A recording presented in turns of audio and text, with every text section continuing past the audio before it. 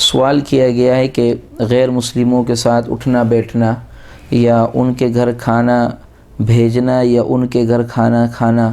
اس طور پر شریعت اسلامیہ کیا رہنمائی کرتی ہے؟ تو دیکھیے، اللہ رب العالمین نے قرآن مجید فرقان حمید میں ارشاد فرمایا ہے کہ یا ایھا الذین آمنوا لا تتخذوا عدوی وعدوکم اولیاء تلقون الیہم بالمودہ۔ تو فقہاء اکرام اس بات کو بیان کرتے ہیں کہ غیر مسلموں کے ساتھ ایسا تعلق رکھنا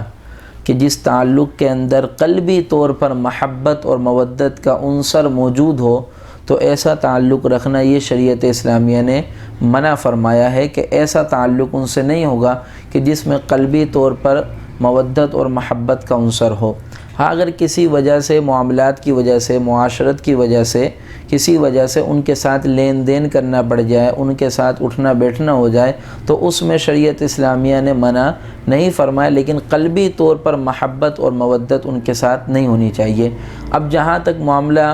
ان کے گھر کھانا بھیجنا ہے یا ان کے گھر سے کھانا آنا ہے یا ان کی ایسی تقریبات میں شامل ہونا ہے جن تقریبات کا معاملہ ان کے مذہب کے شعار میں سے آتا ہے، تو اس سے احتراز کرنا چاہیے، اس سے بچنا چاہیے کہ وہ ان کے ایسے تہوار یا ان کے ایسے چیزوں میں نہیں جانا چاہیے کہ جہاں سے ان کے مذہب کا شعار بنتا ہو کہ انسان کی پھر نسبت اس کے ساتھ جڑ جاتی ہے۔ جب ایک بات واضح ہے کہ سامنے والا یہ تسلیم کر رہا ہے کہ میں اس کے مذہب کو نہیں مانتا، کہ میں مسلمان ہوں، اور میں اس بات کو تسلیم کر رہا ہوں کہ سامنے والا میرے مذہب کو نہیں مانتا، کہ یہ غیر مسلم ہے، پھر اس تسلیم کے ساتھ ساتھ اس حقیقت کو ایمان لینا چاہیے کہ پھر ہم ایک دوسرے کے شعائر کو نہ اپنا سکتے ہیں اور نہ ایک دوسرے کے شعائر کو ہم اس پر نہ مبارکباد دے سکتے ہیں، اور اس طریقے کا معاملہ نہیں کر سکتے کہ جس سے میری ذات داغدار ہو، کہ محسوس ہو کہ یہ بندہ